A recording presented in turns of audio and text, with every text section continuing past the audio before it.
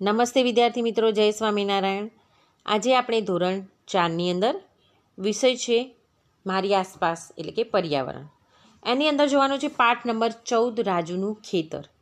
તો વિદ્યાર્થી મિત્રો, આપણે ખેડૂત અને ખેતર વિશે પહેલાં થોડી માહિતી મેળવી લઈએ, પછી આપણે પાઠની શરૂઆત કરીશું. તો જુઓ વિદ્યાર્થી મિત્રો, શું છે? ખેડૂત તેમના ખેતરમાં વાવણીથી લઈને પાક તૈયાર થાય ત્યાં સુધી દિવસ રાત મહેનત કરી આપણા માટે અનાજ, કઠોળ, શાકભાજી, ફળ વગેરેનું શું કરે છે? ઉત્પાદન કરે છે. શું કરે છે? ઉત્પાદન કરે છે. શું કરે છે? રાત દિવસ મહેનત કરે છે ખેડૂત. ત્યારે આપણે શું જોઈએ છે? કઠોળ, અનાજ, શાકભાજી, ફળ વગેરે આપણી જે રોજિંદગી જરૂરિયાત છે વિદ્યાર્થી મિત્રો આપણા શરીર માટે, એ આપણને કોણ આપે છે? ખેડૂત આપે છે. હવે જોઈએ બીજું કે ખેતરમાં પાકનું ઉત્પાદન સારું થાય તે માટે પૂરતા પ્રમાણમાં શું જોઈએ? પાણી જોઈએ, સેન્દ્રિય ખાતર જોઈએ, ખેતીના વિવિધ ઓજારો જોઈએ, બિયારણ જોઈએ, તૈયાર થયેલા માલને વેચવા માટે વાહન વ્યવહાર અને યોગ્ય બજારની જરૂર પડે છે. બરાબર? આ શું જોઈએ? એ ખેતીની અંદર પાકનું ઉત્પાદન સારું થાય તેના માટે આપણે પાણી જોઈએ, સેન્દ્રિય ખાતર જોઈએ, ઓજારો જોઈએ, બિયારણ પણ જોઈએ. બરાબર? તો અહીંની અંદર ખેતીની અંદર આપણને શું જોઈએ ખેતી કરવા માટે? બરાબર? એના વિશે આપણે થોડું જોયું. હવે આગળ જોઈએ કે ગુજરાતમાં થતા પાક. બરાબર વિદ્યાર્થી મિત્રો, ગુજરાતમાં થતા પાક વિશે આપણે પહેલાં જાણીએ. તો અનાજની અંદર, એની અંદર છે અનાજ, કઠોળ, શાકભાજી, ફળ ને તેલીબિયાં. તો પહેલાં આપણે અનાજ જોઈ લઈએ વિદ્યાર્થી મિત્રો. અનાજ તો ઘઉં, બાજરી, જુવાર અને મકાઈ. આ શું છે? આપણા ગુજરાતમાં થતા અનાજ છે. ઘઉં, બાજરી, જુવાર અને મકાઈ જે આપણી ગુજરાતમાં થતા પાક છે. હવે કઠોળની અંદર જોઈએ મગ, ચણા, તુવેર, વટાણા અને ચોળા જે આપણી ગુજરાતની અંદર થાય છે. હવે જોઈએ શાકભાજી. બટાકા, કારેલા, દૂધી, ભીંડા, ડુંગળી, કોબીજ, ફુલેવર ને રીંગણ. ત્યારબાદ જોઈએ ફળ. કેરી, જામફળ, દાડમ, પપૈયા, તરબૂચ, ચીકુ, કેળા ને નારંગી. ત્યારબાદ જોઈએ તેલીબિયાં. તો તેલીબિયાંની અંદર મગફળી, તલ, સરસવ અને સોયાબીન. તો તેલીબિયાં વિદ્યાર્થી મિત્રો, તેલીબિયાં એટલે કે કેવા પદાર્થો, કેવા પાક? તેલીબિયાં પાક એટલે કેવા પાક? પહેલાં તો તમને અનાજની અંદર ખબર પડી. કઠોળ તમે રોજ ખાઓ છો, ખબર પડે છે. ઘઉંનો આપણે લોટ કરીએ છીએ, બાજરીનો લોટ, જુવારનો. બરાબર? શાકભાજી આપણે રોજિંદે ખાઈએ છીએ, શાકભાજી તમે બધા જ ખાતા હશો. ફળ બી આપણે રોજ ખાતા હશો. પરંતુ તેલીબિયાં એટલે કેવા? મગફળી બી તમારા ઘરમાં આવતી હશે, તલ આવતું હશે, સરસવ, સોયાબીન બધું અત્યારે બધાના ઘરે આવે છે. તો તેલીબિયાં એટલે કેવા પદાર્થો કે જેની અંદરથી આપણને તેલ મળતું હોય વિદ્યાર્થી મિત્રો, એને કેવા પાક કહેવાય? તેલીબિયાં પાક કહેવામાં આવે છે. તો મગફળીમાંથી પણ આપણને તેલ મળે છે, તલમાંથી પણ આપણને તેલ મળે છે, સરસવમાંથી પણ મળે છે અને સોયાબીનમાંથી મળે. હવે આગળ જોઈએ આપણે. જો વિદ્યાર્થી મિત્રો, બાજુના ચિત્રમાં શું છે? નકશો છે. તો તેની અંદર કયા જિલ્લાની અંદર કયો પાક વધુ જોવા મળે છે? બરાબર? આ પાઠની અંદર આપણે ડુંગળીના પાક વિશે જાણવાનું છે. બરાબર? તો વિદ્યાર્થી મિત્રો જુઓ, હવે શું છે? સાબરકાંઠા પહેલું. સાબરકાંઠાની અંદર શું થાય છે? ડુંગળીનો પાક સૌથી વધારે થાય છે. અહીંયા મેં નકશાની અંદર પણ રાઉન્ડ કરેલા છે લાલ કલરથી. તો એમાં પહેલું છે સાબરકાંઠા, જ્યાં સૌથી વધારે કયો પાક જોવા મળે છે? ડુંગળીનો પાક. ત્યારબાદ છે બનાસકાંઠા. ત્યાં શું જોવા મળે છે? બટાટા. બનાસકાંઠાની અંદર, સાબરકાંઠાની ઉપર જ છે વિદ્યાર્થી મિત્રો બનાસકાંઠા. ત્યાં બટાકાનો પાક વધારે જોવા મળે છે. ત્યારબાદ છે સૌરાષ્ટ્ર. બરાબર? કયું છે? સૌરાષ્ટ્ર. તો સૌરાષ્ટ્રની અંદર કયું જોવા મળે છે વિદ્યાર્થી મિત્રો સૌથી વધારે?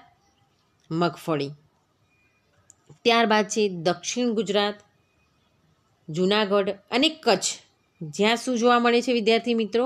કેરી સૌથી વધારે જોવા મળે છે. તો આ એવા જિલ્લાઓ છે ગુજરાતની અંદરના કે જ્યાં આ વિવિધ પાક સૌથી વધુ જોવા મળે છે. હવે ત્યારબાદ આગળ જોઈએ પાઠની શરૂઆત. તો અહીંથી વિદ્યાર્થી મિત્રો પાઠ શરૂ થાય છે, રાજુનું ખેતર. તો શું છે? હું રાજુ છું. મારા પિતા ખેડૂત છે. અમે ગુજરાતના ઈડર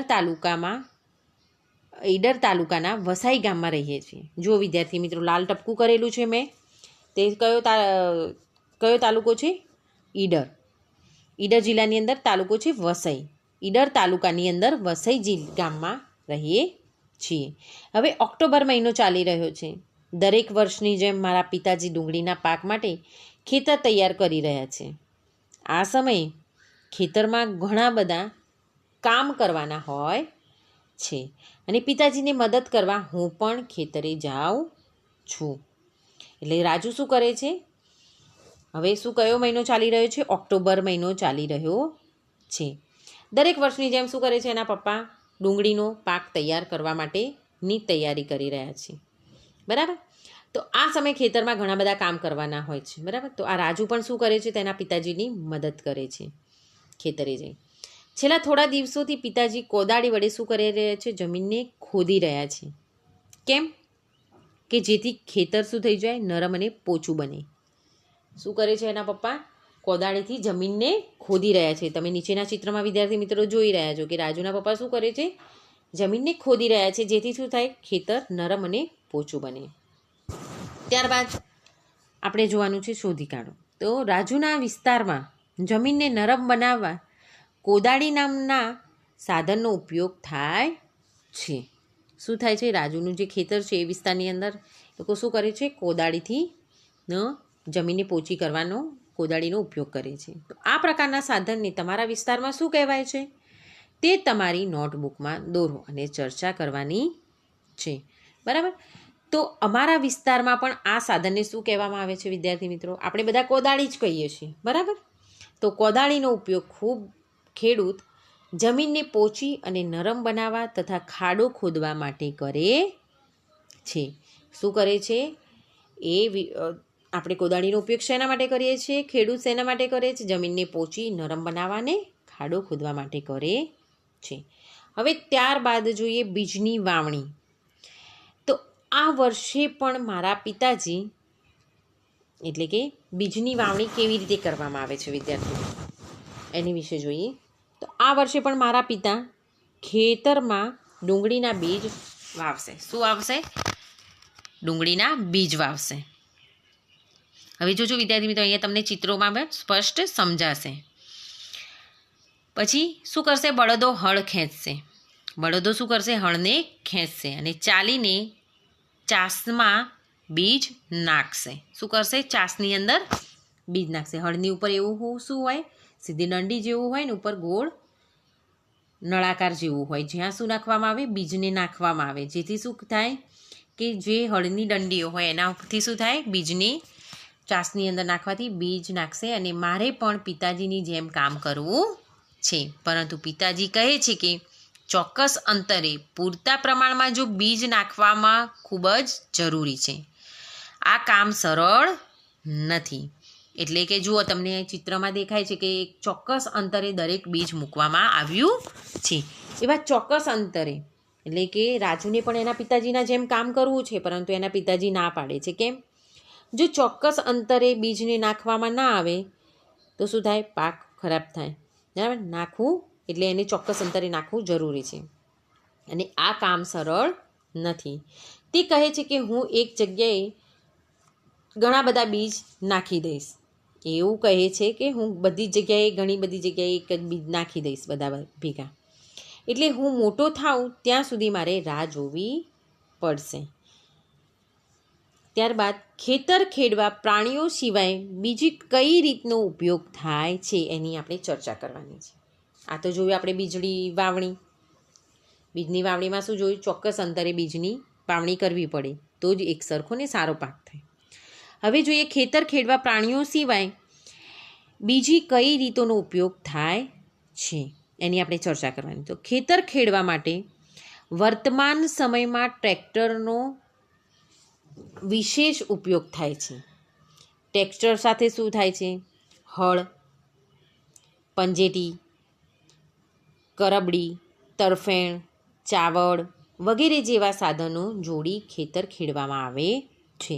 જો વિદ્યાર્થી મિત્રો અહીંયા વિવિધ સાધનો પણ બતાવવામાં આવ્યા છે. કેટલાક નાના અને ગરીબ ખેડૂતો જેમની પાસે ઓછી જમીન હોય તેઓ કોદાળીની મદદથી પણ ખેતર ખેડતા જોવા મળે છે. તો આપણે જોયું કે વર્તમાન સમયની અંદર વિદ્યાર્થી મિત્રો ટ્રેક્ટરનો વિશેષ ઉપયોગ થાય છે. હવે બધા શું કરે છે? ટ્રેક્ટર દ્વારા જમીનનું ખેડ કરે છે. પરંતુ ઘણા એવા ગરીબ હોય છે ખેડૂતો જે હજુ પણ શું કરે છે? આનો કોદાળીનો ઉપયોગ કરે છે. બરાબર. હવે આગળ જોઈએ.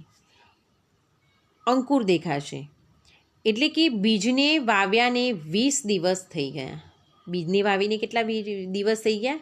20 દિવસ થઈ ગયા. હવે ડુંગળીના બીજ અંકુરિત થવાના ચાલુ થઈ ગયા છે. બરાબર. હવે શું થયું છે? અંકુર દેખાવા લાગ્યા છે. બીજ જે વાવ્યા હતા રાજુના પિતાએ તેના અંકુર, એટલે કે ડુંગળીના છોડની સાથે શું છે? નીંદણ પણ ઉગ્યું છે. બીજને વાવ્યાને કેટલા થયા? 20 દિવસ તો થવા આવ્યા. હવે ડુંગળીના બીજ અંકુરિત થવાના કેટલા ચાલુ થઈ ગયા છે. હવે ડુંગળીના છોડની સાથે શું ઉગ્યું છે? નીંદણ. નીંદણ એટલે શું વિદ્યાર્થી મિત્રો? તમને એ ક્વેશ્ચન થશે. પાકની સાથે ઉગી નીકળતું વધારાનું ઘાસ હોય એને શું કહેવામાં આવે છે? નીંદણ. તો નીંદણ ખેતરોમાં અને બગીચાઓમાં વાવ્યા વગર જ ઉગી નીકળે છે. મેં તમને કીધું કે નીંદણ એટલે શું? કે પાકની સાથે ઉગી નીકળતું વધારાનું જે ઘાસ હોય એને શું કહેવામાં આવે છે? નીંદણ. એટલે ખેતરમાં અને બગીચામાં વાવ્યા વગર જ આ વનસ્પતિ ઉગી જતી હોય છે. ખેતીના પાકમાં નીંદણ દૂર કરવાના જ ન આવે તો પાક સારો થતો નથી. એટલે ખેતીના જે પાક હોય એની અંદર જો તમે નીંદણ ટાઈમસર એટલે કે સમયસર જો દૂર ના કરો તો શું થાય? પાક સારો થતો નથી.